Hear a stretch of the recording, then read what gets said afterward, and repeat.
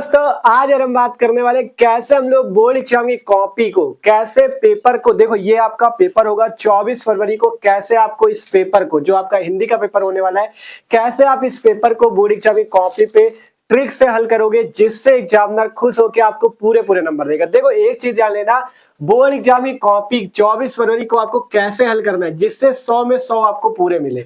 देखो एक चीज भैया आप लोग जान लो, मेन तरीका लिखने का होता है। पढ़ सब बच्चे रहेंगे, ठीक है, सभी बच्चे पढ़े हैं, सभी लोगों को याद है, सभी लोगों की तैयारी अच्छी है, लेकिन टॉपर एक ही छात्र बनेगा। क्यों? क्योंकि उसका लिखने का तरीका अलग होगा। वो बोर्ड एग्जाम की कॉपी पे एक एक प्रश्न को ऐसा हल करेगा कि एग्जामिनर खुश होके भैया बहुत अच्छा नंबर देने वाला। देख सकते हो कैसे एक एक क्वेश्चन को हल करना है, चाहे गद्यांश हो, पद्यांश हो या आपका कहानी हो, ठीक है, जीवन पर जो कैसे आपको ट्रिक से बोर्ड एग्जाम कॉपी पे हल करना है जिससे एग्जामिनर खुश होके पूरे पूरे नंबर दे। पूरे यूट्यूब पे आपको ऐसा वीडियो नहीं मिलने वाला, क्योंकि आज का जो वीडियो आप खुद याद करोगे भैया इस टाइप से हमने सजा सजा के लिखा था जिससे एग्जामिनर खुश होके हमको पूरे पूरे 100 नंबर दिए। ठीक है, याद रखोगे आप खुद हिंदी का पेपर देने के बाद खुद कहोगे आके कि हाँ पेपर बहुत मस्त हुआ। इसलिए कह रहे हैं आज के वीडियो आपको पूरा ये पेपर देख रहे हो, ये सैंपल पेपर पिछले वर्ष का है 2024 का, इस पूरे पेपर के एक एक प्रश्न आज आपको इस वीडियो पे हल कराएंगे। ठीक है, चाहे वो गद्यांश हो, पद्यांश हो या बहुविकल्पी प्रश्नों को कैसे हल करना है। ठीक है,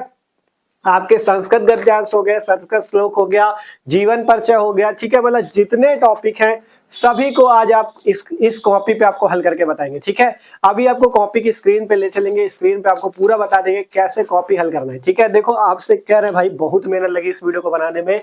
ठीक है, तो आज आपको इस वीडियो को पूरा शुरू से लेकर लास्ट तक देखना है। आप 2 ही दिन बचे हैं, अगर इन 2 दिनों में मस्त तरीके से जिस तरह से बता रहे हैं ना, ये तो आपको देखने में 30 से 40 मिनट का वीडियो है, 30 से 40 मिनट लगेंगे, लेकिन अगर आप इस 30 से 40 मिनट पे एक एक प्रश्न हल करना सीख गए ना तो ये 100 में 100, ये 100 में 100 आपके कहीं जाने वाले नहीं, आपके पूरे 100 में 100 आएंगे हिंदी पे। ठीक है, कोई बड़ी बात नहीं यार, बस मेन तरीका आपसे कह रहे हैं लिखने का, मस्त तरीके से सजा सजा के लिखोगे, एग्जामिनर फुल पे फुल नंबर देगा। तो आप ज्यादा टाइम आपका वेस्ट नहीं करेंगे, आपको ले चलते हैं इस कॉपी की ओर, एक एक प्रश्न आपको हल करके दिखाएंगे। बस आपको सीखना है कैसे एक एक क्वेश्चन के उत्तर ट्रिक से लिखे जाते हैं जिससे एग्जामिनर खुश होकर अच्छे नंबर देता है। ठीक है, मेन एग्जामिनर को अगर अच्छा लगेगा तो आपको अच्छे नंबर देगा। देखो कोई क्वेश्चन 10 नंबर का होता है जिसमें 9 नंबर मिलते हैं, 8 नंबर मिलते हैं, 7 नंबर मिलते हैं। ठीक है, लेकिन 10 में 10 उसी को मिलते हैं जो अच्छे से लिखता है। ठीक है, तो चलो कॉपी की ओर आपको ले चलते हैं, एक एक क्वेश्चन बताएंगे कैसे आपको हल करना है। ठीक है, तो चलो देखते हैं।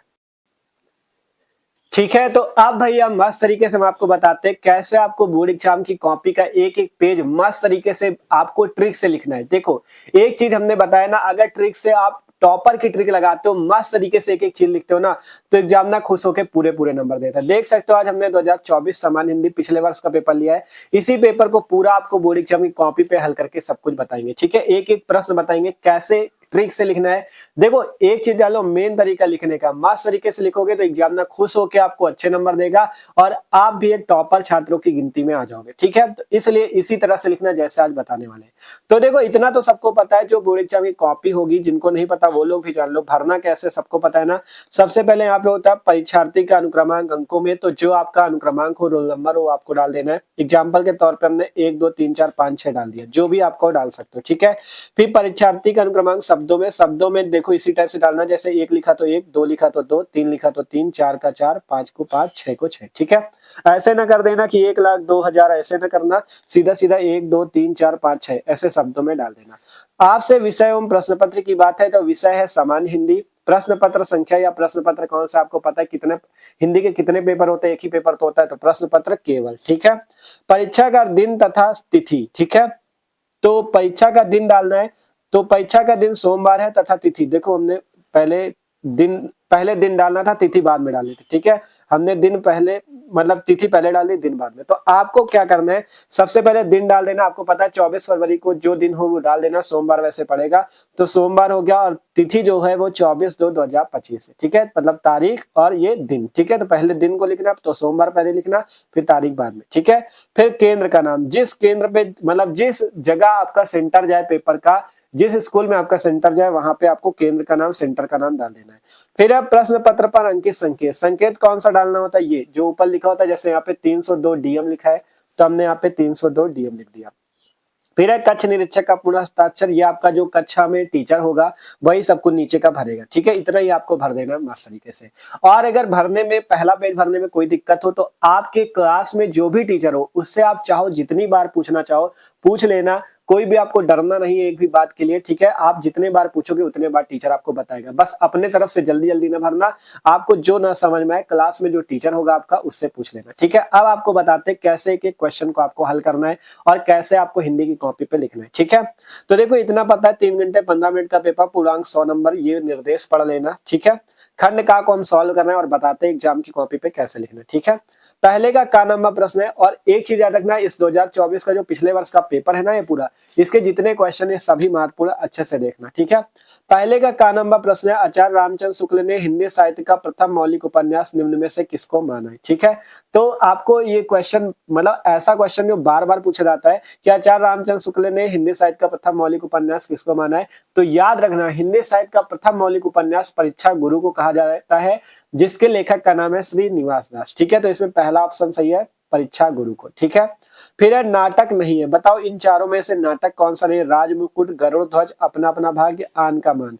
तो बात करें इसमें ये जो अपना अपना भाग्य है ये नाटक विधा की रचना नहीं है, इसमें राजमुकुट, गरुड़ ध्वज और आन का मान ये तीनों नाटक है, लेकिन अपना अपना भाग्य नाटक नहीं है, तो इसमें ये वाला ऑप्शन सही हो जाएगा, तीसरा। फिर है स्वामी दयानंद सरस्वती की रचना कौन सी है, 4 ऑप्शन, भूदान यज्ञ, भोर का तारा, सत्यार्थ प्रकाश, भरत भारती।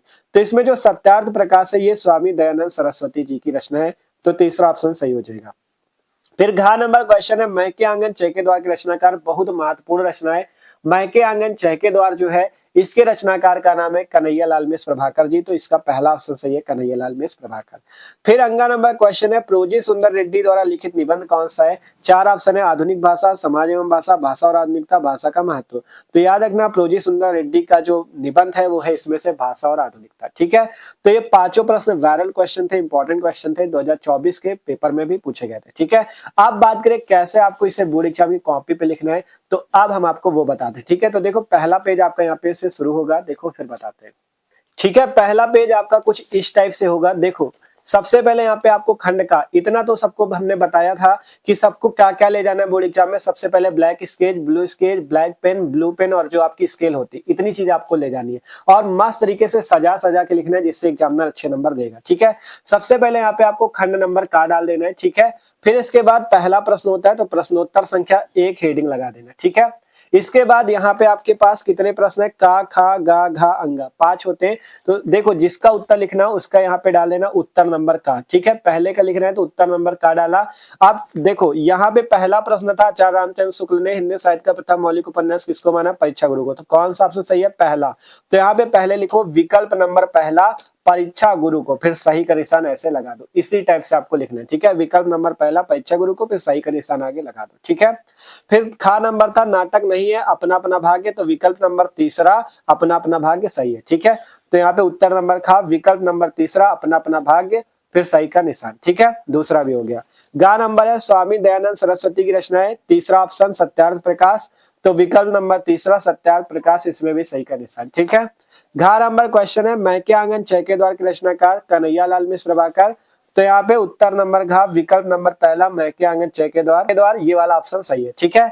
आएगा नंबर क्वेश्चन है, प्रोजी सुंदर रेड्डी द्वारा लिखित निबंध आपको बताया, तीसरा विकल्प भाषा और आधुनिकता, तो यहाँ पे विकल्प नंबर 3 भाषा और आधुनिकता, ये सही का निशान, ठीक है। अब यहाँ पे एक चीज याद रखना, अब ये ना करना कि प्रश्नोत्तर संख्या 1 यहाँ से हल किया, दूसरा जो प्रश्न है इसको इसके नीचे से हल ना करना, ठीक है, क्योंकि ज्यादातर लोग बताए हुए हैं कि इसके नीचे से प्रश्नोत्तर संख्या 2 डाल दो। देखो एक चीज याद रखना, शायद यहाँ पे दिया भी गया हो निर्देश आपको, ठीक है, या यहाँ पे आपको मतलब नहीं दिया गया, लेकिन एक चीज याद रखना, मतलब एक प्रश्न आपको एक ही पेज पे लिखना है, ठीक है। जैसे प्रश्नोत्तर संख्या 1 लिखा तो प्रश्नोत्तर संख्या 2 जो होगा वो दूसरे पेज से आपको लिखना है, ठीक है। तो सबसे पहले जब यहाँ पे प्रश्नोत्तर संख्या 1 के सभी क्वेश्चन हो जाएंगे तो इसको मतलब जैसे इतनी जगह बच रही तो इस टाइप से आप चाहो तो इसके से लाइन खींच देना, जिससे पेज आपका थोड़ा सा भरा भरा लगेगा, ठीक है।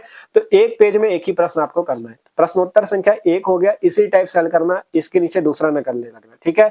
एक यहाँ पे किया, दूसरा प्रश्न अगले पेज से, ठीक है। तो इस टाइप से आप दूसरा प्रश्न देख लो, दूसरे के सभी प्रश्नों को देखते हैं फिर उत्तर इनके लिखते हैं। दूसरे का नंबर है भारतीय युग से संबंधित नहीं है, 4 ऑप्शन है, भारतेंदु क्वेश्चन, बालकृष्ण भट्ट, प्रताप प्रताप नारायण मिश्र, महावीर प्रसाद द्विवेदी।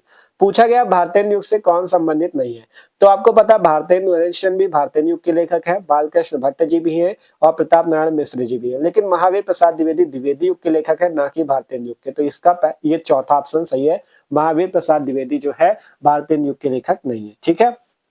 खा नंबर है, राम की शक्ति पूजा के रचनाकार कौन है, मैथिली शरण गुप्त, रामनरेश त्रिपाठी, सूर्यकांत त्रिपाठी निराला या महादेवी वर्मा। तो आपको याद रखना है सूर्यकांत त्रिपाठी निराला जी राम की शक्ति पूजा के रचनाकार है। ठीक है। फिर है धर्म के प्रति अनास्था तथा शोषक वर्ग के प्रति घृणा किस वाद की प्रमुख विशेषता है, तो याद रखना प्रगतिवाद की, ये पहला ऑप्शन इसका सही है। फिर है चिदंबरा के रचनाकार कौन है, ये तो सबको याद होगा, चिदंबरा के रचनाकार सुमित्रानंदन पंत जी है। ठीक है। तो इसका तीसरा ऑप्शन सही है। फिर है अभिनव मनुष्य, रामधारी सिंह दिनकर, सबको पता है यार। ठीक है। अभिनव मनुष्य काव्यांश के रचनाकार कौन है, रामधारी सिंह दिनकर, ये आपका दूसरा ऑप्शन सही है। ठीक है। तो इस टाइप से इसके क्वेश्चन हो गए। अब इसके आंसर हमको लिखना है, तो यहाँ पे आपको बताते हैं इसके, देखो ये पहला पेज हो गया था, इसके बाद दूसरा पेज आपका यहाँ पर से आपको इसके उत्तर लिख देने। ठीक है। यहाँ पे सिंपल प्रश्नोत्तर संख्या 2 लिखा, यहाँ पे देख सकते हो इसके उत्तर भी हमने सिंपल तौर पे लिख दिया। उत्तर का जो था देखो, चौथा विकल्प महावीर प्रसाद द्विवेदी, खा का है तीसरा विकल्प सूर्यकांत त्रिपाठी निराला, और गा का है पहला विकल्प प्रगतिवाद। ठीक है। फिर घा का है आपका ये तीसरा विकल्प सुमित्रानंदन पंत, और आपका अंगा का है विकल्प नंबर 2 रामधारी सिंह दिनकर। ठीक है। तो इस टाइप से ये आपके दूसरे नंबर के भी प्रश्न हो गए। इसमें भी सेम करना, यहाँ पे इस टाइप से लाइन खींच देना, दूसरा पेज भर गया। अब प्रश्न संख्या 3 की बात करते हैं, जिसमें आपसे गद्यांश पूछा था। देखो सेम आपको बता रहे हैं ना, इसी टाइप से लिखना है। ठीक है। ज्यादा आपको ये ना करना, बहुत लोग बताएं कि एक लाइन इधर खींचो, एक लाइन ऐसे करके इधर खींच दो, ये सब न करना, एक ही तरफ लाइन खींचना, कोई दिक्कत नहीं। ठीक है। नंबर आपको पूरे मिलेंगे, कोई नंबर काट दे तो कहना। ठीक है। आप प्रश्न संख्या 3 देखो, दिए गए गद्यांश पर आधारित निम्नलिखित प्रश्नों के उत्तर दीजिए। ठीक है। आपको 2 गद्यांश पेपर में दिए जाते हैं, यहाँ पे आप लोग देख लो। एक गद्यांश तो आपका ये है, फिर बीच में अथवा लगा हुआ है, फिर एक गद्यांश आपका ये है। ठीक है। तो 2 गद्यांश आपको पेपर में दिए जाएंगे, कोई एक आपको करना है जो आ रहा हो। अगर ये वाला गद्यांश आ रहा है तो ये गद्यांश कर लो, ये गद्यांश आ रहा है तो ये गद्यांश कर लो। मान लो हम लोग ये वाला गद्यांश करने जा रहे हैं। ठीक है। तो इस गद्यांश को हल करने के लिए क्या करना है आपको, ठीक है। तो प्रश्न संख्या 3 में मान लो हमें ये गद्यांश हल करना है, दोनों में से एक ही करना है जो आपको आ रहा हो। अगर ये गद्यांश हल कर रहे हो तो कैसे करना है, सिंपल समझ लो। देखो इस गद्यांश के 5 प्रश्न नीचे दिए जाते हैं। ठीक है। गद्यांश था, निंदा का उद्गम ही हीनता और कमजोरी से होता है, मनुष्य अपनी हीनता से दबता है, वह दूसरों की निंदा करके ऐसा अनुभव करता है कि वे सब निष्कृष्ट है और वह उनसे अच्छा है। मतलब देखो एक चीज याद रखना, जो भी गद्यांश हल करना सबसे पहले उसे 1-2 बार अच्छे से पढ़ लेना, जिससे आपको ये पता चल जाएगा कि ये गद्यांश किस पाठ से लिया गया है और इसके लेखक या, देखो गद्यांश होगा तो लेखक का क्या नाम है, पद्यांश होगा तो कवि का क्या नाम है। ठीक है। तो आपको जब इसे 1-2 बार अच्छे से पढ़ोगे तो आपको पता चल जाएगा ये किस पाठ से लिया गया है और इसके लेखक का नाम क्या है। जैसे यहाँ पे देखोगे निंदा शब्द आ रहा है, आगे देखोगे निंदा शब्द आ रहा है, मतलब बार बार निंदा शब्द आ रहा है, आप तुरंत जान जाओगे किस पाठ का है, निंदा रस का है, और इसके लेखक का नाम है हरिशंकर परसाई। ठीक है। तो आप जब निंदा रस जान जाओगे तो पहला प्रश्न पूछा जाता है उपर्युक्त गद्यांश के पाठ एवं लेखक का नाम। तो आपको सबसे पहला काम यही करना है, पाठ एवं लेखक का नाम पहचानना है। पाठ का नाम है निंदा रस और लेखक का नाम है हरिशंकर परसाई, तो सबसे पहला काम यही। दूसरा प्रश्न है रेखांकित अंश की व्याख्या, मतलब जितने के नीचे रेखा खींची हुई है इसकी आपको व्याख्या करनी है। ठीक है। व्याख्या में आपको क्या करना है, जैसे यहाँ पे कहा गया बड़ी लकीर को कुछ मिटा के छोटी लकीर बड़ी बनती है, जो जो कर्म क्षीण होता जाता है त्यों त्यों निंदा की प्रवृत्ति बढ़ती जाती है। ठीक है। तो इतने तक जहां तक रेखा खींची, यहां से लेकर रेखा यहां तक खींची है, इतने की व्याख्या करनी है। तो सबसे पहले व्याख्या करने के लिए आपको देखो कैसे लिखना है वो अभी नीचे बताएंगे आपको। ठीक है। तीसरा प्रश्न है लेखक के अनुसार उत्पन्न निंदा को कैसे मारा जा सकता है, तो इसका उत्तर भी आपको यहीं से ढूंढना है। आप ढूंढोगे तो आपको देखो यहाँ पे उत्तर मिल भी जाएगा। देखो कहा गया लेखक के अनुसार उत्पन्न निंदा को कैसे मारा जा सकता है। ठीक है। तो यहाँ पे कठिन कर्म ही, ये देखो कठिन कर्म ही ईर्ष्या द्वेष और उससे उत्पन्न निंदा को मारता है। तो लेखक के अनुसार उत्पन्न निंदा को देखो कहा गया ना कठिन कर्म से ही दूर किया जा सकता है। ठीक है। मतलब लेखक के अनुसार कठिन कर्म ही ईर्ष्या द्वेष और उससे उत्पन्न निंदा को मारता है, तो इसका उत्तर यहीं से मिल जाएगा। ठीक है। फिर चौथा प्रश्न है निकृष्ट और उद्गम का अर्थ, इन दोनों के अर्थ बताने। पांचवा उपर्युक्त गद्यांश में लेखक ने किस शैली का प्रयोग किया। ठीक है। ये आपको बताना है। तो देखो कैसे उत्तर लिखने में आपको समझाते हैं। सबसे पहले जब आप तीसरा प्रश्न है आपका देख सकते हो, तीसरा प्रश्न है तो सबसे पहले आपको हेडिंग लगा देनी प्रश्नोत्तर संख्या 3। ठीक है। इस टाइप से, इसी टाइप से सेम लिखना, 10 नंबर पूरे दे के जाएगा एग्जाम में। ठीक है। तो प्रश्नोत्तर संख्या 3 लिख दिया। अब इसके बाद देखोगे, आप देखो आपको पता है पेपर में 2 गद्यांश आएंगे, दोनों में से अगर ये वाला कर रहे हो चाहे वो वाला कर रहे हो, दोनों में से जो भी करना, सबसे पहले आपको उसका संकेत लिखना है। संकेत में क्या लिखना है, देखो संकेत इसलिए लिखा जाता है, संकेत लिखने से एग्जामिनर को पता चल जाएगा कि आपने कौन सा गद्यांश हल किया। संकेत में जैसे इसका हल कर रहे हो तो सबसे पहले इसका लिख दो निंदा का उद्गम, मतलब शुरुआत के 1-2 शब्द लिख दो, फिर डैश डैश करके लास्ट के 1-2 शब्द लिख दो। जैसे यहाँ पे लिखा निंदा का उद्गम, फिर डैश डैश लास्ट में लिख दो निंदा को मारता है, मतलब लास्ट का। ठीक है, तो यहाँ पे हमने संकेत में डाला निंदा का उद्गम, फिर डैश डैश करके लिख दिया निंदा को मारता है। ठीक है, इस टाइप से आपको संकेत डाल देना है।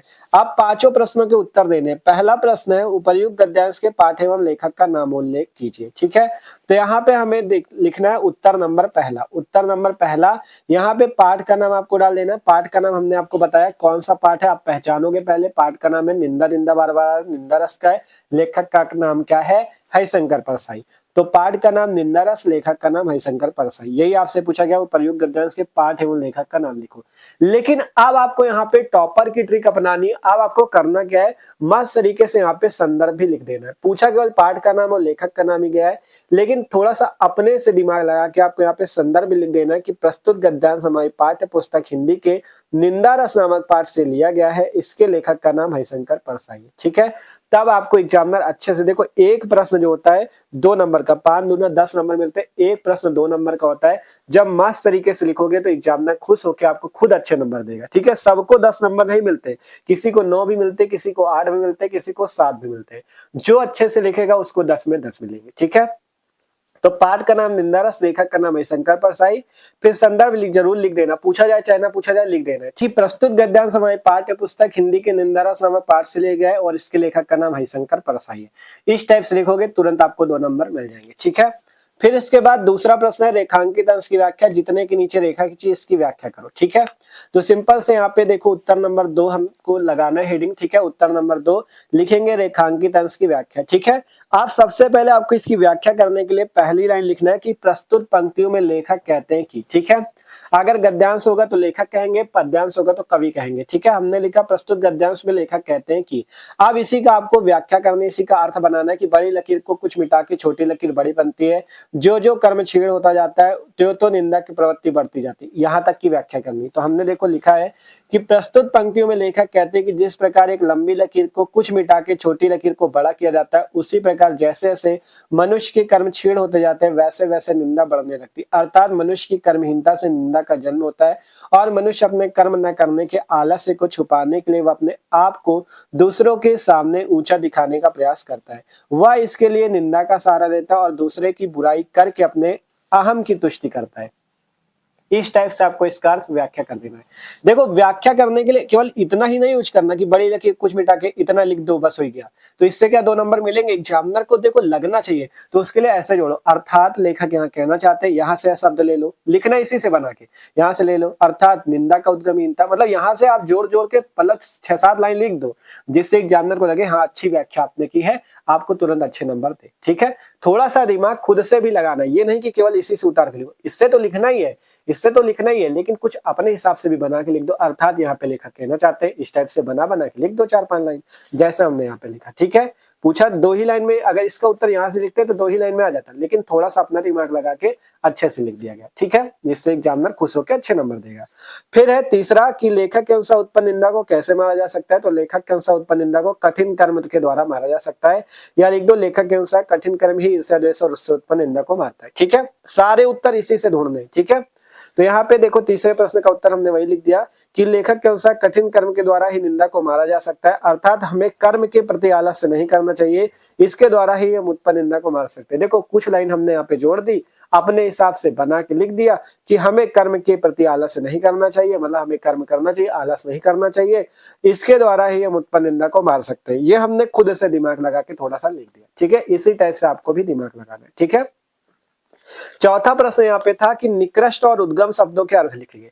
तो निकृष्ट का अर्थ लिखना है, उद्गम का अर्थ लिखना है। तो देखो बात करें निकृष्ट शब्द का अर्थ, तो निकृष्ट का अर्थ होता है नीच या तुच्छ, और उद्गम का अर्थ होता है उत्पत्ति स्थान, मतलब जहां से उत्पत्ति होती है उस उत्पत्ति स्थान को हम लोग उद्गम बोलते हैं, और निकृष्ट का अर्थ होता है नीच या तुच्छ। ठीक है, इस टाइप से इस प्रश्न का उत्तर भी, मतलब ये चारों प्रश्न का उत्तर हो जाएगा। अभी 5वां बचा है। ठीक है, देखो एक चीज जान लो, इसके पहले वाले वीडियोज पे हमने गद्यांश, पद्यांश, संस्कृत गद्यांश, संस्कृत श्लोक जितने महत्वपूर्ण थे उनको कराया भी हुआ है। अगर आप अच्छे से और समझना चाहो तो डिस्क्रिप्शन पे हिंदी की प्लेलिस्ट है, वहां पे हमने एक एक टॉपिक को अच्छे से समझाया हुआ है, वहां से भी देख सकते हो।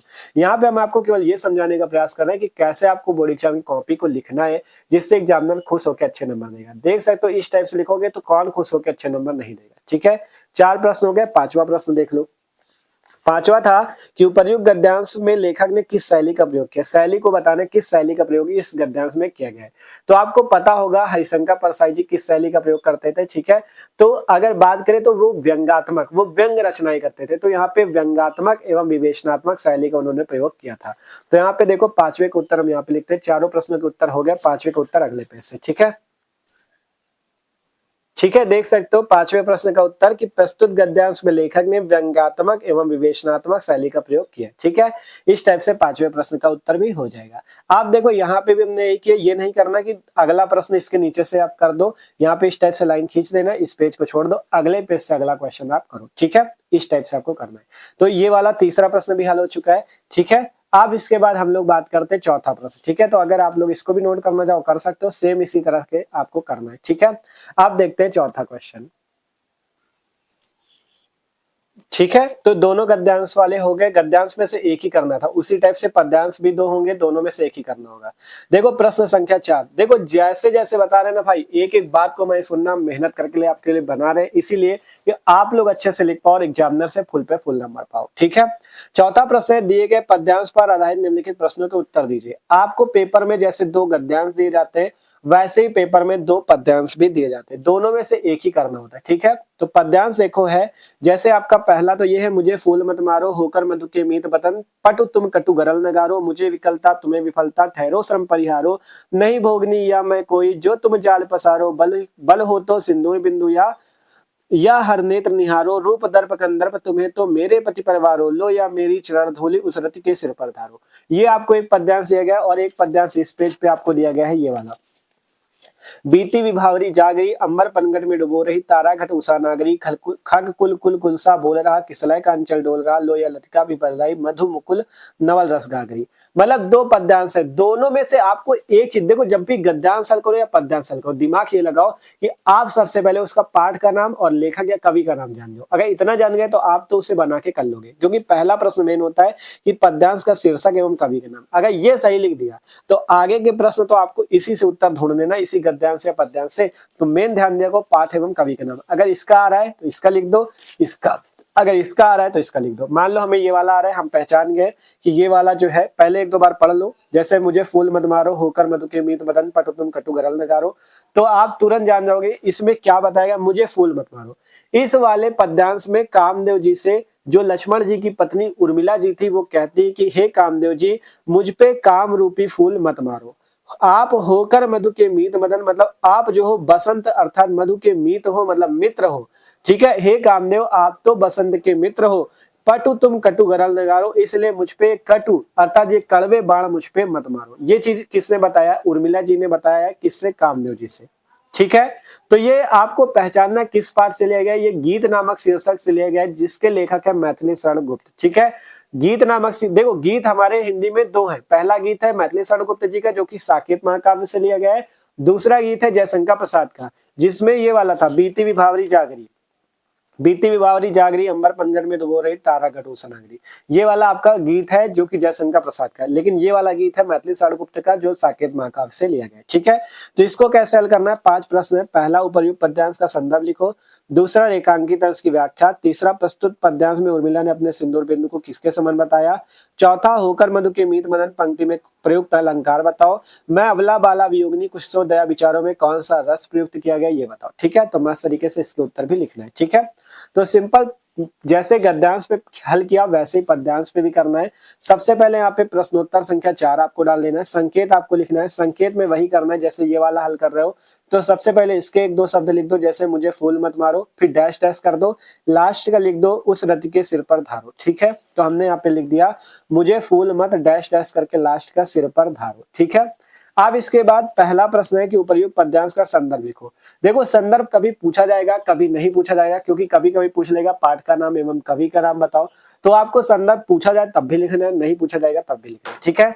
तो देखो इसमें पद्यांश का संदर्भ पूछा गया, लेकिन हम इसको भी ट्रिक से लिखेंगे, पहले पाठ का नाम और कवि का नाम अलग से लिखेंगे, फिर संदर्भ लिखेंगे, ठीक है, जैसे उसमें लिखा था। आपसे पूछा जाता है तब भी लिखो, नहीं पूछा जाता तब भी लिखो, ठीक है। तो सिंपल देखो, कभी पूछा जाएगा पाठ का नाम और कवि का नाम, सीधा सीधा पूछ लेगा तो इतना लिखने के बाद संदर्भ लिख देना। जब संदर्भ ही केवल पूछा जाए तो संदर्भ तो लिखना ही, लेकिन इसको भी लिख देना, ठीक है, जिससे थोड़ा सा अट्रैक्टिव लगेगा, जिससे एग्जामिनर देखेगा और अच्छे नंबर देगा, ठीक है। तो पहला उत्तर हो गया पाठ का नाम गीत, मतलब पाठ का नाम आपको लिखना है, तो हमने बताया किससे लिया गया, गीत नामक शीर्षक से लिया गया है, जो कि साकेत महाकाव्य से लिया गया और किसका, मैथिली शरण गुप्त जी का। तो यहाँ पे हमने लिख दिया पाठ का नाम है गीत, जो कि साकेत महाकाव्य से लिया गया है, और कवि जी का नाम है मैथिली शरण गुप्त जी, ठीक है। तो इस टाइप से आपको लिखना है। संदर्भ कैसे लिखना है, संदर्भ भी आपको लिखना है। देखो हमने लिखा प्रस्तुत पद्यांश हमारी पाठ्य पुस्तक हिंदी के गीत नामक शीर्षक से लिया गया है, इसके कवि मैथिली शरण गुप्त जी, ठीक है। इस टाइप से पहला उत्तर हो जाएगा मस्त तरीके से, ठीक है। आप देख सकते हो एकदम आसान है, ठीक है। दूसरा प्रश्न है रेखांकित अंश की व्याख्या करो, जितने के नीचे रेखा खींची उसकी व्याख्या करो। यहाँ पे बल हो तो सिंदूर बिंदु या हर नेत्र निहारो, रूप दर्प कंदर्प तुम्हें तो मेरे पति परिवार हो, लो या मेरी चरण धूलि उस रति के सिर पर धारो। देखो यहाँ पे उर्मिला जी कामदेव जी से कहती है कि अगर तुम में बल है, हे कामदेव अगर तुम में बल है तो मेरे इस सिंदूर बिंदु की ओर देखो, मतलब जो उनके मांग में सिंदूर भरा उस सिंदूर बिंदु की ओर देखो, या हर नेत्र निहारो, मतलब ये हर के नेत्र के समान, हर किसको बोला गया, महादेव भोलेनाथ को कहा गया। अगर हे कामदेव तुम में बल है तो मेरे इस सिंदूर बिंदु की ओर देखो, जो कि भगवान शिव, भगवान हर अर्थात भगवान शिव के नेत्र के समान है। आपको पता है भगवान शिव ने एक बार कामदेव जी को भस्म कर दिया था अपनी नेत्र खोल के, ठीक है। तो इसीलिए उनको कह रही कि हे कामदेव अगर तुम्हें बल है तो तुम मेरे सिंदूर बिंदु की ओर देखो, ठीक है। ये कैसे है, ये हर नेत्र के समान है, मतलब भगवान शंकर के नेत्र के समान है, ठीक है। रूप दर्प कंदर्प तुम्हें तो मेरे सिर मेरे पति परिवार हो, हे कामदेव अगर तुम्हें अपने दर्प कंदर्प अर्थात आपको अगर अपने रूप का घमंड है तो आप इसे मेरे पति परिवार दो, क्योंकि मेरे पति जो लक्ष्मण जी है वो आपसे कई गुना ज्यादा सुंदर है। लो या मेरी चरण धूलि, ठीक है। अगर तुम्हें यह घमंड है कि तुम्हारी पत्नी जो रति, इनकी पत्नी का नाम रति था कामदेव जी की, अगर तुम में यह घमंड है कि तुम्हारी पत्नी रति बहुत सुंदर है तो ये लो मेरी चरण धूलि। उर्मिला जी कहती मेरी चरण की धूलि ले जाओ, मेरी चरण की बाल मतलब मिट्टी ले जाओ, इसको अपनी पत्नी रति के सिर पर मतलब रख देना, जिससे उसका घमंड भी चूर हो जाएगा, ठीक है। तो ये चीज उसमें बताया गया, इसी की व्याख्या करनी है। तो देखो हमने व्याख्या की है।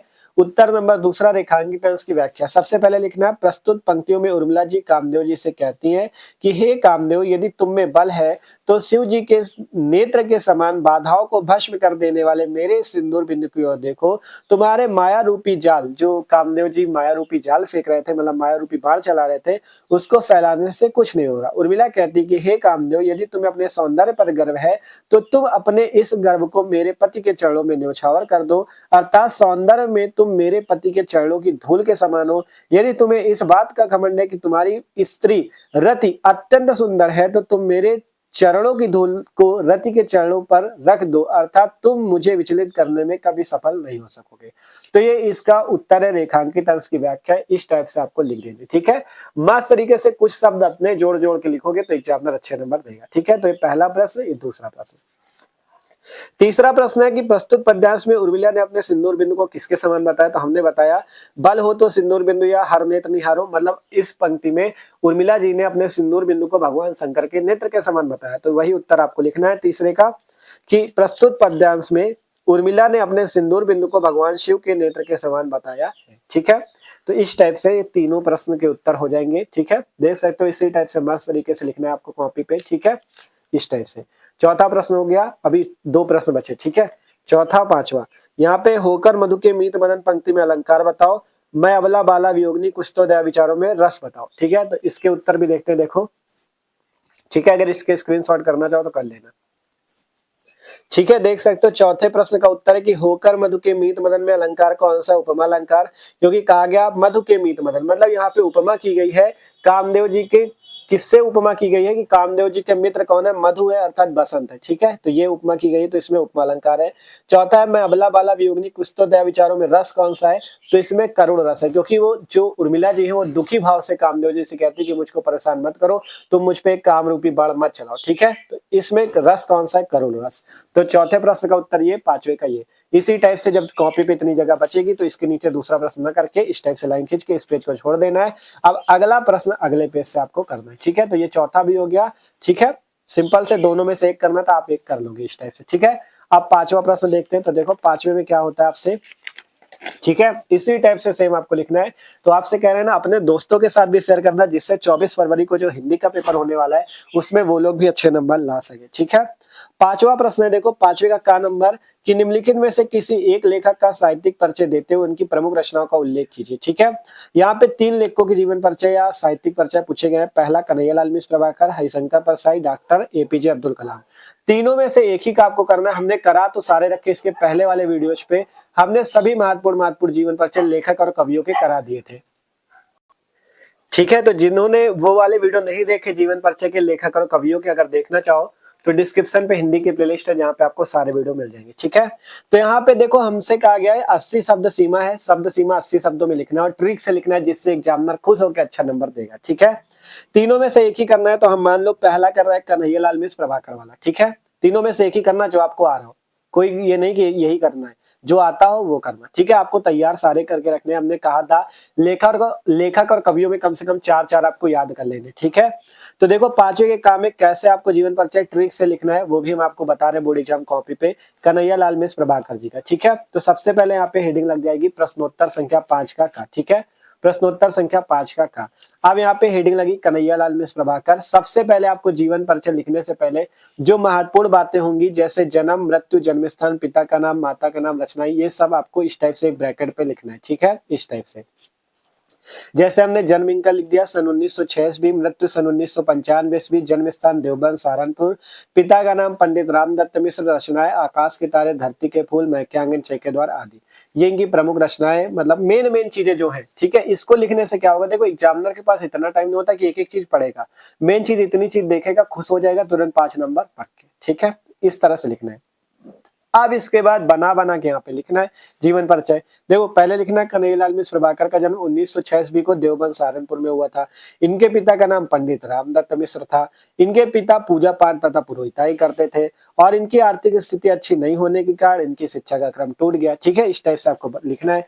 फिर लिखा गया इन्होंने स्वाध्याय से ही हिंदी, संस्कृत तथा अंग्रेजी भाषा का गहन अध्ययन किया। इसके बाद कुछ समय तक खुर्जा की संस्कृत पाठशाला में शिक्षा प्राप्त की। इसके बाद राष्ट्रीय नेता आसिफ अली के भाषण से प्रभावित होकर परीक्षा बीच में छोड़कर राष्ट्रीय आंदोलन में कूद पड़े। इसके बाद जीवन पर्यंत देश की सेवा में स्वयं को अर्पित कर दिया और भारत के स्वतंत्र होने के बाद ये संपादन में लग गए। फिर लास्ट में लिखना इनका निधन कब हुआ, सन 1995 ईस्वी को हुआ, ठीक है। इस टाइप से जीवन परिचय हो जाएगा। फिर यहाँ पे साहित्यिक परिचय और रचनाएं भी पूछी जाती, तो साहित्यिक परिचय लिख दो। साहित्यिक परिचय में ये लिखना होता है कि इनका हिंदी साहित्य में क्या स्थान था। तो हमने लिखा कन्हैयालाल मिश्र प्रभाकर हिंदी साहित्य के सर्वश्रेष्ठ निबंधकार व साहित्यकार थे। इन्होंने स्वतंत्रता सेनानियों के लिए मार्मिक संस्मरण रचनाएं की है और पत्रकारिता के क्षेत्र में इन्हें अभूतपूर्व सफलता प्राप्त हुई, ठीक है। आप जरूरी नहीं साहित्यिक परिचय जितना हमने 3 लाइन में लिख दिया उतना आप भी लिख दोगे। देखो आप चाहो तो यहाँ पे 2-3 लाइनें अपने हिसाब से बना के भी लिख सकते हो, ठीक है, क्योंकि कुछ आपको अपने तरफ से भी जोड़ना है, ठीक है। 2-3 लाइनें अपने मन से बना के लिख देना, जिससे मतलब साहित्यिक परिचय भी देखने में अच्छा लगने लगेगा। आप लिख सकते हो ये बहुत अच्छे लेखक थे, इन्होंने ये रचना की, अपने हिसाब से बना के लिख देना, ठीक है। फिर लास्ट में लिख दिया जाएगा इनकी रचनाएं, जैसे जिंदगी मुस्काई, माटी हो गई सोना, भूले बिसरे चेहरे, दीप जले, शंख बजे आदि, ठीक है। तो इस टाइप से अगर लिखोगे ना तो 5 नंबर आपके बोर्ड एग्जाम में कोई भी नहीं काट सकता, पूरे 5 नंबर आपको एग्जामिनर देके जाएगा, ठीक है। तो देख सकते हो ट्रिक से पूरा इसी टाइप से आपको लिखना है, जिससे एग्जामिनर खुश होकर पूरे नंबर देगा, ठीक है। तो आप बताओ मिलेंगे कि नहीं 5 नंबर? आपसे कह रहा ना जितने टॉपिक बताएंगे आपको एक नंबर एग्जामिनर देगा, ठीक है। तो इस टाइप से आपको जीवन परिचय पे नंबर मिल जाएंगे। ये था लेखक का जीवन परिचय। अब कवि वाला भी समझ लो, ठीक है। 5वें का खा है कि निम्नलिखित में से किसी एक कवि का साहित्यिक परिचय देते हुए उनकी कृतियों का उल्लेख कीजिए, शब्द सीमा 80 शब्द। 3 है जयशंकर प्रसाद, सुमित्रानंद पंत, सच्चिदानंद हीरानंद वात्स्याय नंदी। तो मान लो इसमें सुमित्रानंद पंत जी का आपको लिख के दिखाते हैं, ठीक है। तो देखो देखते हैं, ठीक है। तो देखो हमने सुमित्रानंदन पंत जी का यहाँ पे तीनों में से एक ही करना है, सुमित्रानंद पंत वाला हम आपको करके दिखा रहे हैं, ठीक है। तो यहाँ पे सबसे पहले आपको पता है प्रश्नोत्तर संख्या 5 का खा हेडिंग पड़ जाएगी सुमित्रा नंदन पंत। यहाँ पे आपको मस्त तरीके से जन्म मृत्यु सब आपको मेन चीजें याद कर लेनी। जन्म सन 1900 ईस्वी, मृत्यु 1977 ईस्वी, जन्म स्थान कौसानी उत्तराखंड, पिताजी का नाम गंगादत्त पंत, भाषा खड़ी बोली, रचनाएं पल्लव चिदम्बरा लोकायतन आदि। ठीक है, इस टाइप से मेन बातें। जीवन परिचय यहाँ पे लिख दिया जाएगा। सुमित्रा नंदन पंत जी का जन्म 1900 ईस्वी में उत्तराखंड के कौसानी नामक गांव में हुआ था। इनके पिता का नाम गंगादत्त पंत था। जन्म के कुछ घंटे बाद इनकी माता का, मतलब मेन चीजें आपको लिखनी है। ठीक है, हमने बहुत ही अच्छे से आपको समझाया हुआ है सारे जीवन परिचय। आपसे कह रहे हैं प्लेलिस्ट है डिस्क्रिप्शन में, वहां पे जाके जरूर देखना। कहा गया जन्म के कुछ घंटे बाद इनकी माता का निधन हो गया, जिसके कारण इनकी दादी ने इनका पालन पोषण किया। 7 वर्ष की अवस्था में ही इन्होंने एक छंद की रचना कर दिया था। और इनके बचपन का नाम, सुमित्रा नंदन पंत जी के बचपन का नाम था गुसाई दत्त। ठीक है, इनके बचपन का नाम गुसाई दत्त पंत था, लेकिन बाद में इन्होंने अपना नाम बदलकर सुमित्रा नंदन पंत रखा। कब? जब ये उच्च शिक्षा में प्रवेश के लिए अल्मोड़ा गए। ठीक है, सुमित्रा नंदन पंत जी जब उच्च शिक्षा में प्रवेश के लिए अल्मोड़ा गए थे तो इन्होंने अपना नाम बदल दिया था, सुमित्रा नंदन पंत रख दिया था। पहले नाम क्या था? गुसाई दत्त पंत। ठीक है, इसके बाद इन्होंने म्योर सेंट्रल कॉलेज इलाहाबाद में प्रवेश लिया। इसके बाद ये कवि प्रतियोगिताओं में भी भाग लेने लगे और इनका निधन सन 1977 ईस्वी को हो गया।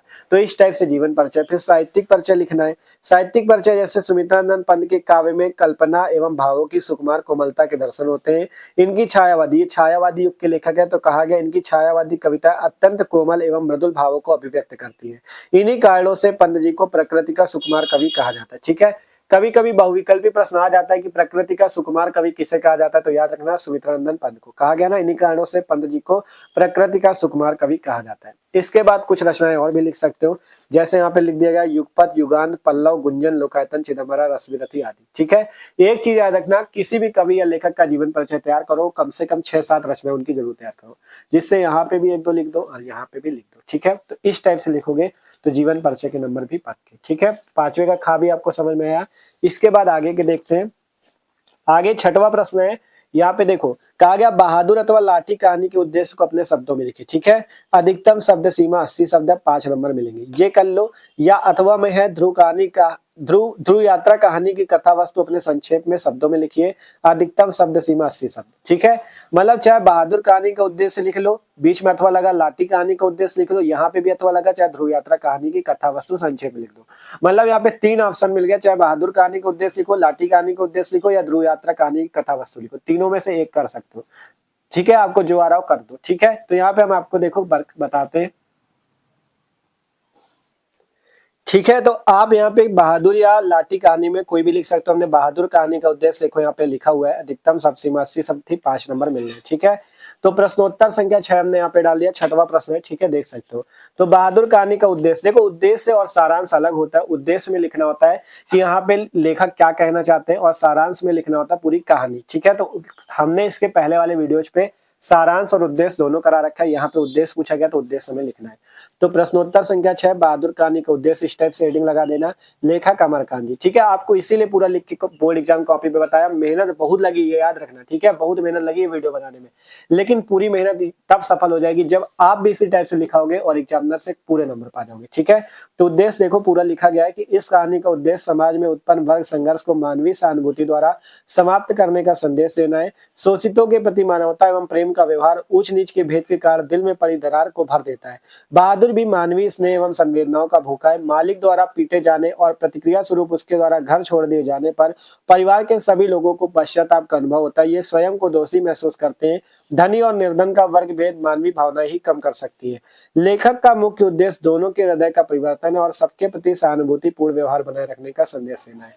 बहादुर कहानी अत्यंत मार्मिक कहानी है। अमरकांत जी ने बड़े सटीक और सुंदर ढंग से कहानी को प्रस्तुत करके पाठकों के मन में एक बहुत ही अच्छी छाप छोड़ी है।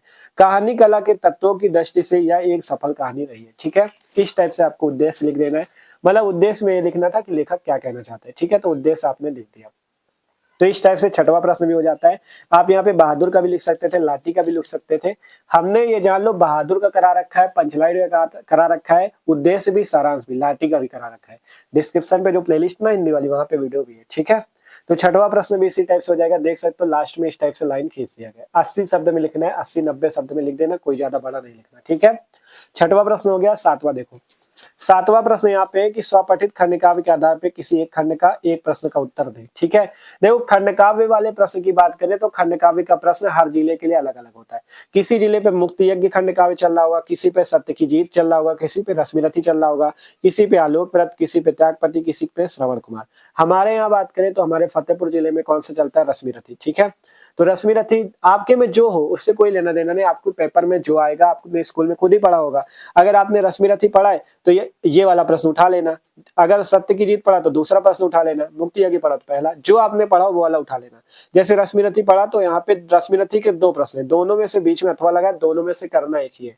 जैसे रश्मिरथी खंड काव्य के आधार पे कर्ण की चारित्रिक विशेषताओं पर प्रकाश डालिए, अथवा रश्मिरथी के तटीय सर के आधार पे कृष्ण और कर्ण के वार्तालाप का सारांश लिखिए। दोनों में से एक ही करना, चाहे ये वाला कर लो चाहे ये वाला कर लो। ठीक है, क्योंकि बीच में अथवा लगा। इसी टाइप से आलोक व्रत पूछा जाए तो आलोक व्रत में चाहे ऊपर वाला कर लो या बीच में अथवा लगा ये वाला कर लो, करना एक ही। ठीक है, तो इस खंड काव्य को आप आसानी से कर सकते हो। यहाँ पे हमने इसको सॉल्व नहीं किया था क्योंकि सभी जिलों का अलग अलग है। तो अगर रश्मिरथी का पूछा जाता है तो रश्मिरथी खंड का मतलब जो आपके पूछे तो सब जाएंगे आपके पेपर में। ठीक है, लेकिन हर जिले का अलग होगा, सब छात्रों का अलग अलग होगा। तो जिसके जिले में जो चल रहा हो, आपको कॉलेज में तो पता ही चल गया होगा कौन चल रहा है। ठीक है, तो जो आपने पढ़ा हो उसको कर देना। ठीक है, पहले इसमें अगर ये वाला हल कर रहे हो तो चाहे ऊपर का प्रश्न कर लेना, खंड काव्य के आधार पे कर्ण की चारित्रिक विशेषताएं, अथवा तृतीय सर के आधार पे कृष्ण और कर्ण का वार्तालाप। ठीक है, इस टाइप से यहाँ पे मस्त तरीके से लिख देना। ठीक है, तो ये सातवां प्रश्न भी आपका हो जाएगा। अब इसके बाद खंड खा की ओर हम लोग चलते हैं, आठवें प्रश्न की ओर। संस्कृत गद्यांश है, फिर आगे संस्कृत अनुवाद है, इनको अब हल करते हैं। ठीक है, तो देखो आठवां प्रश्न देखते हैं। ठीक है, तो सिंपल अब खंड नंबर खा हमारा जो आठवें का नंबर। ठीक है, ये भी आपको अच्छे से करना है। देखो आठवें का प्रश्न है कि दिए गए संस्कृत गद्यांशों में से किसी एक का ससंदर्भ हिंदी में अनुवाद कीजिए, जिससे आपको कितने नंबर मिलने वाले, 7 नंबर मिलने वाले। ठीक है, 2 नंबर आपको संदर्भ के मिलेंगे और 5 नंबर आपको अनुवाद के मिलेंगे, मिलाकर 7 नंबर। ठीक है, ये भी आप जब ट्रिक से लिखोगे तो इसमें भी आपको पूरे नंबर मिल जाएंगे। देखो 2 गद्यांश है, पहला है मैत्रेयी उवाच यदीयं सर्वा पृथ्वी वित्तेन पूर्णा स्यात् तत् किम तेना मृता। ठीक है, तेना मृता लिखा हुआ है श्यामिति। ठीक है, मतलब एक गद्यांश ये है और दूसरा है संस्कृत साहित्य से आदि कवि वाल्मीकि महर्षि व्यासा कवि कुलगुरु कालिदासा अन्य चा भाष भारवी भवभूत्यादयो महाकविया स्वकीय ग्रंथ रत्ने अद्यापि पाठका नाम रदि विराजन्ते। मतलब 2 है, दोनों में से एक जो आपको आ रहा हो कर लो। इसमें भी सेम चीज है, संदर्भ लिखना है तो संदर्भ के लिए पाठ का नाम और आपका इसमें लेखक का नाम तो होता नहीं, मेन पाठ का नाम है। तो पाठ का नाम अगर पता है, जिसका पाठ का नाम पता हो, जिसका अर्थ पता हो, उस वाले को आपको हल करना है। मान लो हम ये वाला भी कर सकते हैं, ये वाला भी कर सकते हैं, कोई भी कर सकते हैं। हम आपको ये वाला करके दिखा रहे हैं, संस्कृत साहित्य से आदि कवि। और बाकी हमने गद्यांश जितने महत्वपूर्ण है, चाहिए वाला ये वाला सब अलग से वीडियो बना रखे इनके दोनों के। ठीक है, और भी महत्वपूर्ण हमने करा रखे, प्लेलिस्ट में जाके एक बार देखना जरूर। ठीक है, ये वाला मैं आपको हल करके दिखा रहे हैं। देखो सबसे पहले इसको हल करना है, जो करोगे चाहे ये करो या ये करो। ठीक है, सबसे पहले यहाँ पे हेडिंग लगाई गई प्रश्नोत्तर संख्या 8 का। आप संकेत आपको उसी टाइप से डालना जैसे आप अभी तक गद्यांश पद्यांश में डाल रहे थे। इसमें लिख दो पहले संस्कृत साहित्य, फिर डैश डैश करके लास्ट का सुरक्षितुम शक्यन्ते। ठीक है, तो यहाँ पे हमने लिखा संस्कृत साहित्य डैश डैश लास्ट में सुरक्षितुम है, सुरक्षितुम शक्यन्ते। ठीक है, अब इसमें सबसे पहले संदर्भ लिखना है। संदर्भ आपको कैसे लिखना है, देखो आपको लिखना है, ये आपका क्या है संस्कृत गद्यांश, तो आपको सबसे पहले लिखना है प्रस्तुत संस्कृत गद्यांश हमारी पाठ्य पुस्तक हिंदी के संस्कृत दिग्दर्शिका, हिंदी किताब है हमारी जिसकी संस्कृत वाला खंड का क्या नाम है, संस्कृत दिग्दर्शिका के किस पाठ से लिया गया है, संस्कृत भाषाया महत्वम नामक पाठ से लिया गया। ठीक है, तो यहाँ पे देखो उसी टाइप से लिख देना है कि प्रस्तुत संस्कृत गद्यांश हमारी पाठ्य पुस्तक हिंदी के संस्कृत दिग्दर्शिका में संकलित संस्कृत भाषाया महत्वम नामक पाठ से लिया गया है। ठीक है, तो इस टाइप से इसका संदर्भ आपको लिख देना है। ठीक है, तो इस टाइप से इसका संदर्भ हो गया कि प्रस्तुत संस्कृत गद्यांश हमारी पाठ्य पुस्तक हिंदी के संस्कृत दिग्दर्शिका में संकलित संस्कृत भाषा या महत्वम नामक पाठ से लिया गया। ठीक है, अब इसके बाद अनुवाद। अनुवाद है संस्कृत साहित्य से आदि कवि वाल्मीकि महर्षि व्यास कवि कुलगुरु कालिदास अन्य च भाष भारवी भवभूत्यादो महाकविया स्वकीय ग्रंथ रत्ने अद्यापि पाठ का नाम रदि विराजन्ते। इसका अर्थ आप तभी लिख पाओगे जब आपने इसे अच्छे से पढ़ा होगा, क्योंकि संस्कृत का अर्थ तभी लिख पाओगे जब आप अच्छे से पढ़ पाओगे। ठीक है, तो यहाँ पे देखो, यहाँ पे कहा गया संस्कृत साहित्य से, मतलब संस्कृत साहित्य के आदि कवि वाल्मीकि, महर्षि व्यास, कवि कुलगुरु कालिदास, अन्य च भास भारवी, मतलब और भी, अन्य का मतलब और भी, भास भारवी, भवभूति और महाकवि, मतलब भवभूति जैसे महाकवि जो है उन वो क्या करते हैं, स्वकीय ग्रंथ रत्न, मतलब खुद के ग्रंथ रत्नों से आज भी अद्यापि आज भी पाठकाना, मतलब पढ़ने वाले जो पाठक लोग हैं उनके हृदय में विराजते हैं। मतलब जितने भी कवि बताए गए, महर्षि वाल्मीकि, महर्षि व्यास, कवि कुलगुरु कालिदास, अन्य भी जितने भास भारवी भवभूति कवि हैं, वो जितने भी कवि हैं उनके जो मतलब रचनाएं हैं, जो उनके ग्रंथ है, उनको आज भी पाठक अगर पढ़ते हैं ना, तो उनको पढ़ने से वो क्या करते हैं, मतलब एक अच्छा अनुभव करते हैं, और आज भी ये सभी कवि पाठकों के हृदय में विराजते हैं। इयम भाषा, यह भाषा जो है आपकी संस्कृत भाषा, माता सम, माता के समान सम्माननीय और वंदनीय है। यतो भारत मातु स्वातंत्र्यम गौरवम अखंडत्वम सांस्कृतिक एकत्व संस्कृते न सुरक्षितुम संक्यन्ते, मतलब यह भारत माता की स्वतंत्रता, गौरव और अखंडता को, ठीक है, मतलब यहाँ पे पहले कहा गया कि संस्कृत भाषा जो है ये माता के समान सम्माननीय और वंदनीय है, और यह भारत माता की स्वतंत्रता, गौरव और अखंडता किसके द्वारा, संस्कृत भाषा के द्वारा ही सुरक्षित रखी जा सकती है। ठीक है, तो ये इसका आपको अनुवाद करना है। देखो हमने किया है कि संस्कृत साहित्य के आदि कवि वाल्मीकि, महर्षि व्यास, कवि कुलगुरु कालिदास और दूसरे भास भारवी भवभूति आदि महाकवि अपने ग्रंथों के द्वारा आज भी पाठकों के हृदय में विराजमान है। यह भाषा हमारे द्वारा माता के समान आदरणीय अर्थात सम्माननीय और वंदनीय है, क्योंकि भारत माता की स्वतंत्रता, गौरव, अखंडता और सांस्कृतिक एकता संस्कृत से ही सुरक्षित रखी जा सकती है। इसीलिए संस्कृत साहित्य सभी साहित्यों में सर्वश्रेष्ठ है। तो इस टाइप से आपको लिखना है। आप जरूरी नहीं इतना ही लिखो, आप चाहो तो एक दो लाइन अपने हिसाब से बना के लिख सकते हो। अर्थात यहाँ पे ये कहा गया, अर्थात यहाँ पे ये कहा गया, इस टाइप से एक दो लाइन चाहो तो जोड़ सकते हो। ठीक है, 7 नंबर आपको पूरे मिल जाएंगे। तो ये हो गया 8वीं का नंबर। चाहे ये कर सकते थे या ये कर सकते थे, हमने ये वाला करके आपको दिखाया। ठीक है, इसी टाइप से सेम करना है। अब इसके बाद अगला क्वेश्चन देखो 8वीं का, इसमें संस्कृत श्लोक आपसे पूछा जाता है। ठीक है, 8वीं का है कि दिए गए श्लोकों में से किसी एक का ससंदर्भ हिंदी में अनुवाद कीजिए। दोनों श्लोकों में से किसी एक को हल करना है। यहाँ पे विद्या विवादाय, धनम मदाय, शक्ति परेशान परिपीडनाय, खलश चादो विपरीत में तज्ज्ञानाय, दानाय च रक्षणाय। दूसरा है जयंती ते महाभागा, जनसेवा परायणा, जरा मृत्यु भयम नास्ति, येषाम कीर्ति तनु क्वचित। दोनों में जो आ रहा हो वो कर सकते हो। ठीक है, मान लो हम आपको ये वाला करके दिखा रहे हैं, विद्या विवादाय वाला। ठीक है, तो ये वाला करके दिखा रहे हैं, तो देखो इसको आपको करते हैं यहाँ पे, फिर बताते हैं। ठीक है, देख सकते हो विद्या विवादाय वाला यहाँ पे सिंपल आपको यहाँ पे देखो ये 8वीं का खा पड़ा है, इसको सही से लिख लेना, प्रश्नोत्तर संख्या 8 का खा। ठीक है, संकेत सबसे पहले जो आप हल करोगे, जैसे वाला हल करना, तो विद्या विवादाय डैश डैश करके लास्ट का चरत छड़ाए। ठीक है, विद्या विवादाय डैश डैश करके दानाय च रक्षणाय।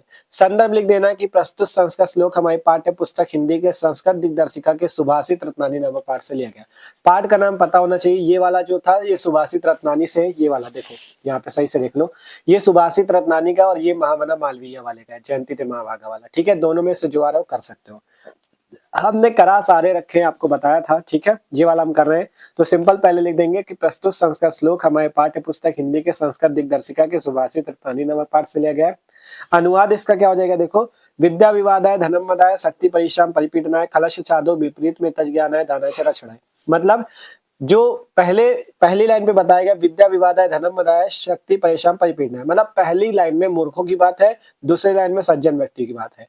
तो पहली लाइन में बताया गया कि जो मूर्ख लोग होते हैं वो विद्या को, अपनी विद्या को अर्थात अपने ज्ञान को विवाद में खर्च करते हैं, अपने धन को मदाय अर्थात मद अर्थात मतलब मदिरा पीने में खर्च कर देते हैं या बुरे कार्य करने में खर्च कर देते हैं। शक्ति परेशान परिपीडनाय, और शक्ति जो होती है, जो उनका शक्ति होती है मूर्ख लोगों की, वो कहाँ पे खर्च करते हैं, दूसरों को पीड़ा पहुंचाने में खर्च करते हैं। खलस से साधु, लेकिन इसके विपरीत जो साधु लोग होते हैं, जो सज्जन मनुष्य होता है, वो इसके विपरीत कार्य करता है। वो अपने विद्या को ज्ञानाय अर्थात ज्ञान में, अपनी धन को दानाय मतलब धन में, और अपनी शक्ति को रक्षणाय मतलब रक्षा करने में, दूसरों की रक्षा करने में खर्च करता है। तो इस टाइप से अनुवाद लिख देना है कि इस श्लोक में बताया गया कि जो दुष्ट व्यक्ति होता है वह अपनी विद्या को विवाद के लिए, धन को अहंकार के लिए तथा अपनी शक्ति को दूसरों को पीड़ा पहुंचाने के लिए प्रयोग करता है। इसके विपरीत सज्जन व्यक्ति अपनी विद्या ज्ञान के लिए, धन को दान के लिए और अपनी शक्ति को दूसरों की रक्षा करने के लिए प्रयोग करता है। इसीलिए हमें हर समय सज्जन व्यक्तियों की तरह अपने विद्या, धन और शक्ति को सही से उपयोग करना चाहिए। ठीक है, इस टाइप से आपको लिख देना। 2 नंबर इससे, 5 नंबर इससे, 7 नंबर आपको इससे भी मिल जाएंगे। ठीक है, तो इस टाइप से 8वीं का खा नंबर प्रश्न भी कंप्लीट है। ठीक है, तो इसी टाइप से जितने क्वेश्चन आपको बता रहे हैं ना भैया, इसी टाइप से लिखोगे तो एग्जामिनर अच्छे नंबर कैसे नहीं देगा। इस वीडियो को मेन बनाने का मकसद यही था कि आपको एक एक क्वेश्चन हम बता दें कैसे लिखना है, जिससे एग्जामिनर खुश होकर आपको पूरे नंबर दे और आपके जो 100 नंबर लाने का सपना है पूरा हो जाए। ठीक है, देख सकते हो भर गया था, इसी टाइप से लाइन खींच दिया। सजा सजा के लिखोगे तो एग्जामिनर अच्छे नंबर देगा। ठीक है, 9वां प्रश्न में क्या पूछा जाता है, निम्नलिखित मुहावरों और लोकोक्तियों में किसी एक का अर्थ लिखकर वाक्य प्रयोग कीजिए। तो इसमें आप किसी का भी कर सकते हो। 4 है, टेढ़ी खीर होना, बालू से तेल निकालना, घी का लड्डू टेढ़ा होना, घी का लड्डू टेढ़ा वाला, चौथा समरथ को नहीं दोस्त को सही। ठीक है, इन चारों में कोई भी कर सकते हो। तो देखो आपको करना क्या है, इन मुहावरों या लोकोक्तियों में किसी एक का अर्थ लिखना है और उसका वाक्य प्रयोग करना है।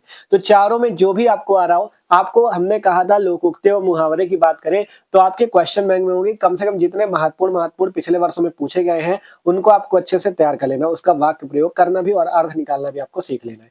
तो इसका इन चारों में से करना एक ही होता है, जो आपको आ रहा हो आप आसानी से कॉपी पे प्रश्नोत्तर संख्या 9 डाल के पहले जो आ रहा हो उसका अर्थ लिखो सामने और वाक्य प्रयोग आप कर सकते हो। ठीक है, तो 9वां प्रश्न आपको अच्छे से कर लेना है। इसके बाद 10वां प्रश्न आता है कि अपठित गद्यांश पर आधारित निम्नलिखित प्रश्नों के उत्तर दीजिए, जो कि 5 नंबर का होता है। ठीक है, 2 अपठित गद्यांश होते हैं। अपठित का मतलब जो आपने नहीं पढ़ा होगा। ठीक है, अगर आपको ये वाला करने का मन है तो ये कर सकते हो, ये वाला करने का मन तो ये कर सकते हो। संकेत सबसे पहले डाल लेना। ठीक है, पहले ऊपर लिखोगे प्रश्नोत्तर संख्या 10, फिर संकेत में आपको पहले का लिख दिया वैज्ञानिकों का मानना है डैश डैश करके लास्ट का एशियाई देश बन गया। ठीक है, फिर उत्तर नंबर पहला, मंगल की सतह पर चट्टानों में किस तत्व की प्रधानता है।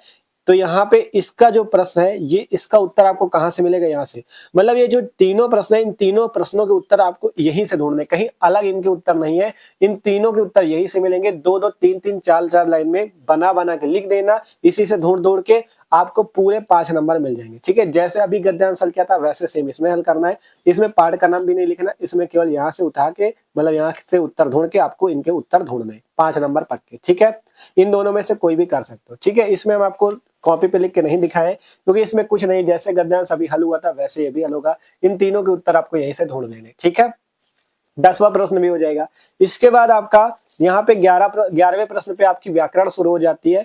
11 के काम में निम्नलिखित शब्द युग्मों का सही अर्थ चयन करके लिखिए। अभी आपको आगे जो आपके मेन है आवेदन पत्र उनको आपको लिख के दिखा देंगे। ठीक है, यहाँ पे पहला है अग और अग का। ठीक है, देखो कहा गया निम्नलिखित शब्द युग्मों का सही अर्थ चयन करके लिखिए।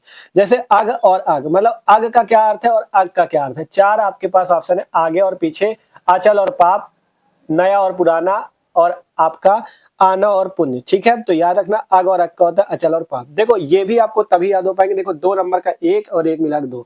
व्याकरण में पहले मुहावरे हो गए 2 नंबर के, फिर यहाँ पे 2 नंबर के अर्थ चयन वाला, फिर यहाँ पे एक शब्द के 2 अर्थ, फिर यहाँ पे देख सकते हो वाक्यांशों के लिए सही शब्द चयन करके लिखिए जो हो, जैसे यहाँ पे किसी बात का गुण रहस्य जानने वाला, मर्मा की किसी जिसे समझना कठिन हो दुस्तर, इस टाइप से। फिर यहाँ पे ये शब्द मतलब शब्द ये जो पूरा सेंटेंस होता है पूरा वाक्य होता है इसको सही करके लिखना होता है, इससे 2 नंबर। तो 2, 2, 4, 2, 6, 2, 8 और मुहावरे मिला के 2, मिला के 10 नंबर आपको यहाँ से मिलते हैं। तो इनको आपको जरूर तैयार करना है। ठीक है, कैसे तैयार होंगे ये आपको अपनी क्वेश्चन बैंक से तैयार करना, हमने भी महत्वपूर्ण कराए हुए हैं, अगर आपने नहीं देखा तो प्लेलिस्ट में देखना। और आपको करना क्या है, और आपको बस यही करना है क्वेश्चन बैंक में जैसे पहले देखो, जैसे वाक्यों को शुद्ध करने वाले जितने प्रश्न पिछले वर्षों में उनकी अच्छे से रफ कॉपी पे प्रैक्टिस कर लो। फिर यहाँ पे जैसे है वाक्यांशों के लिए सही शब्द चयन करके लिखिए, जो पिछले वर्षों में पूछेगा उनको अच्छे से देख के पढ़ के याद कर लो। ठीक है, फिर यहाँ पे जैसे एक शब्द के 2 अर्थ लिखो, इनको भी तैयार कर लो क्योंकि 2-2 नंबर मिलेंगे लेकिन सटीक मिलेंगे। फिर इसके बाद ये जैसे सही अर्थ चयन करके लिखो, इनको भी आपको करना है। ठीक है, इनके आपको बस सिंपल से कुछ नहीं करना, जैसे इसमें ये था तो उत्तर नंबर पहला विकल्प नंबर बा ये सही है, फिर उत्तर नंबर दूसरा विकल्प नंबर बा ये सही है, इसी टाइप से। ठीक है, इनके उत्तर आपको जो आप हल करना वो कॉपी पे कर सकते हो सिंपल से, इनमें तो कुछ नहीं, कॉपी पे आपको अच्छे से लिख लेना है। मेन चीज जो थी वो हमने आपको कॉपी में हल करके दिखाई। फिर यहाँ पे 12 नंबर है, 12 का वियोग या विप्रलंब श्रृंगार रस अथवा करुण रस का स्थायी भाव के साथ उदाहरण अथवा परिभाषा लिखे, 2 नंबर का। फिर श्लेष अलंकार अथवा संदेह अलंकार का लक्षण उदाहरण दीजिए, 2 नंबर। दोहा अथवा कुंडलीय छंद का लक्षण सहित उदाहरण दीजिए, 2 नंबर। इनको भी आप लिख सकते हो, सिंपल है। चाहे जैसे वियोग श्रृंगार या करुण रस में, वियोग श्रृंगार रस या करुण रस में जो आ रहा हो उसका स्थायी भाव लिखो, उदाहरण लिख दो, 2 नंबर तुरंत मिल जाएंगे। श्लेष अलंकार अथवा संदेह अलंकार का लक्षण उदाहरण लिख दो, 2 नंबर तुरंत मिल जाएंगे। दोहा छंद अथवा कुंडलीय छंद लिख दो, मतलब अथवा लगे दोनों में से एक ही करना है। ठीक है, 2 नंबर मिल जाएंगे। तो इसको भी हमने रस छंद अलंकार आपको पूरा बहुत ही मस्त तरीके से कराया हुआ है। जिन्होंने नहीं देखा वीडियो आपको डिस्क्रिप्शन की प्लेलिस्ट में मिल जाएगा, वहां पे देखना, आपको रस छंद अलंकार आप तैयार कर सकते हो। ठीक है, इनको भी आप अच्छे से कर सकते हो। फिर इसके बाद है आपका देखो आवेदन पत्र, आपको बता दे रहे हैं कैसे लिखना है। ठीक है, 13 नंबर प्रश्न है कि परीक्षा के समय बिजली कटौती न करने के लिए अपने जिलाधिकारी को एक प्रार्थना पत्र लिखो अथवा भारतीय स्टेट बैंक के शाखा प्रबंधक को उच्च शिक्षा ग्रहण करने हेतु ऋण प्राप्ति के लिए आवेदन पत्र लिखो। हमने जितने महत्वपूर्ण आवेदन पत्र थे सभी करा दिए, जिसने नहीं देखे वीडियो जाके आप लोग देख सकते हो। देखो हम यहाँ पे आपको इनको लिख के बताते हैं कैसे आवेदन पत्र आपको लिखना है। ठीक है, तो सिंपल तरीके से इन दोनों में से हम आपको ये वाला करके दिखा रहे हैं कि परीक्षा के समय बिजली कटौती न करने के लिए अपने जिलाधिकारी को एक प्रार्थना पत्र, ये वाला हम आपको करके दिखा रहे हैं। ठीक है, तो सिंपल देखो, सिंपल प्रश्नोत्तर संख्या 13 आपको सबसे पहले डाल देना है। और एक चीज हमने बताया ना, सभी महत्वपूर्ण आवेदन पत्र हमने करा दिए, प्लेलिस्ट में सारे वीडियो है। ठीक है, तो सिंपल देखो इसको कैसे करना है आपको। सबसे पहले यहाँ पे देखो परीक्षा के समय बिजली कटौती न करने के लिए जिलाधिकारी को पत्र लिखना है। तो सबसे पहले आपको लिखना है सेवा में। इसके बाद क्या करना है, जिसको आप पत्र लिख रहे हो उसका नाम, किसको लिख रहे हो, जिलाधिकारी को, तो लिखना है सेवा में जिलाधिकारी महोदय। और जहां का आप लिख रहे हो, एक उदाहरण के तौर पे कोई भी पता ले सकते हो। हमने लिख दिया फतेहपुर, हमने लिखा सेवा में जिलाधिकारी महोदय फतेहपुर। इसके बाद एक लाइन आपको कॉपी पे छोड़ना है, लिखना है विषय। विषय पे क्या लिखना है कि जिस विषय पे आप निबंध लिख रहे हो, जैसे हम लिख रहे हैं परीक्षा के समय बिजली कटौती न करने के लिए, तो हमने लिखा बिजली कटौती के संबंध में प्रार्थना पत्र या आवेदन पत्र। ठीक है, इस टाइप से आपको विषय डालना है। इसके बाद आपको यहाँ पे महोदय लिखना है, फिर कॉमा लगा के नीचे से आपको ये लिखना है कि आपकी क्या समस्या है, जो बिजली कटौती वाली समस्या है। पहले आप अपना पता बता दो, आप कहाँ के रहने वाले हो, क्या समस्या वो बता दो, फिर आप क्या चाहते हो जिलाधिकारी जी से वो बता दो, आपका पत्र कंप्लीट हो जाएगा। तो हमने लिखा कि महोदय, कॉमा लगाया, सविनय निवेदन है कि मैं, उदाहरण के तौर पे कुछ नाम डाल सकते हो, जैसे मैंने लिख दिया मैं अनुज हुसैनगंज फतेहपुर का निवासी हूँ। आप कोई भी पता, कोई भी नाम उदाहरण के लिए डाल सकते हो। महोदय, सविनय निवेदन की मैं अनुज हुसैनगंज फतेहपुर का निवासी हूँ, मैं आपका ध्यान अपने क्षेत्र की बिजली की समस्या की ओर आकर्षित करना चाहता हूँ। महोदय, हमारी परीक्षा बहुत ही नजदीक आ चुकी है। ठीक है, यही है ना परीक्षा के समय, तो हमने बताया महोदय हमारी परीक्षा बहुत ही नजदीक आ चुकी है, जिसके कारण अब हम सब छात्रों को सबसे मतलब ज्यादा से ज्यादा पढ़ाई करने की आवश्यकता है। लेकिन हमारे क्षेत्र में बिजली की कटौती बहुत ही ज्यादा होती है, जिसके कारण हमें परीक्षा की तैयारी में बहुत समस्या हो रही है। यदि ऐसा ही चलता रहा तो हम परीक्षा में फेल हो जाएंगे। अतः आपसे विनम्र निवेदन है कि हमारे क्षेत्र में बिजली की इस समस्या के लिए बिजली विभाग को आदेश देकर इस समस्या का निदान करने की कृपा करें। यहाँ पे धन्यवाद लिख दिया जाएगा। यहाँ पे नाम, काखागा, पता आपको इस टाइप से छोड़ देना। दिनांक जिस तारीख पे पेपर देना उस तारीख की दिनांक डाल लेना, 24/2/2025। ठीक है, इस टाइप से। तो इसी टाइप से पूरा पत्र लिखने का तरीका होगा। एक चीज ध्यान रखना, कोशिश ये करना आपका पत्र एक ही पेज पे आ जाए। ठीक है, इस टाइप से।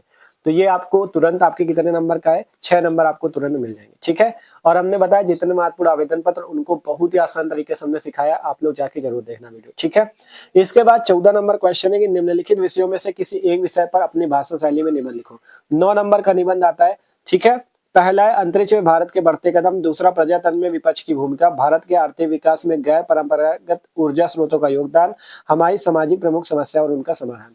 देखो निबंध लिखने में एक चीज ध्यान देना, आपका 9 नंबर का पूछा जाएगा तो कम से कम 3 या 4 पेज का लिख देना। ठीक है, मतलब 3-4 पेज का मतलब एक पेज ये हो गया, दूसरा पेज ये हो गया, तीसरा पेज ये हो गया, चौथा पेज ये, मतलब 4 पेजों में आपको लिख देना। ठीक है, ज्यादा बड़ा नहीं लिखना है कि एक ये लिखो फिर दूसरा पलटाइए, तीसरा फिर चौथा, बस 3-4 पेज में लिखना, बहुत बड़ा नहीं लिखना। जितना समय बचे उतना ही लिखना, ये ना करना कि निबंध ही लिखते रह जाओ पेपर छूट जाए, ऐसा नहीं करना। ठीक है, 2-3 पेज, 3 पेज लिख देना बहुत है, जितना लिख पाओ लिख देना। ठीक है, और इसमें करना क्या, मेन आपको सबसे पहले रूपरेखा डालनी है, रूपरेखा लिख के आपको निबंध लिखना है। फिर इसके बाद जितनी हेडिंग मेन हो वो लिख देना। और हमने जितने महत्वपूर्ण निबंध है वो आपको कराए हैं, प्लेलिस्ट में वीडियो देखना, आपको सारे निबंध मिल भी जाएंगे। ठीक है, तो आशा करते हैं आज का ये वीडियो सबको अच्छा लगा होगा। हमने पूरा बताया कैसे एक एक टॉपिक को आपको लिखना है, जिससे एग्जाम में खुश होकर आपको पूरे नंबर देगा। ठीक है, इसीलिए 2024 पिछले वर्ष का पूरा पेपर आपको हल करा दिया। तो आशा करते हैं वीडियो अच्छा लगा होगा, और अपने दोस्तों के साथ जरूर शेयर कर देना, जिससे वो लोग भी इसी ट्रिक से लिखे और पूरे नंबर एग्जामिनर से पाए। ठीक है, तो मिलते हैं अगले वीडियो पे। सब्सक्राइब कर लो, जितने महत्वपूर्ण टॉपिक मस्त तरीके से तैयारी चल रही है। ठीक है, तो जाके वीडियो भी देख सकते हो चैनल पे। मिलते हैं अगले वीडियो पे।